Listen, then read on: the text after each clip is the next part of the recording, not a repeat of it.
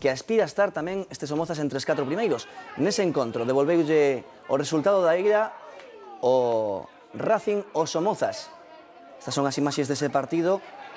O primeiro tanto do encontro chega dun córner a favor que se converte en gol do Racing. Sergio Arias tivo que recorrer todo o campo no minuto 2 de partido para marcar ese primeiro tanto.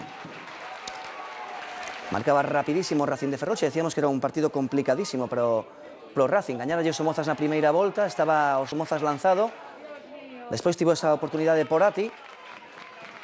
O Racing agora, xa dicimos, queda empatado co Cerceda. Na segunda metade o Racing faría a un minuto do remate o segundo gol despois desa xogada longuísima co disparo o Pau Longueiro, que finaliza Óscar Céspedes. Ollo, 8 goles en 11 partidos, fichaxe, digámoslo así, de inverno, gran rendimento para este xogador de 33 anos.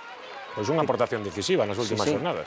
Fantástico, clave para que o Racing de Ferrol nestes momentos colla no liderado, como dicimos, o Cerceda.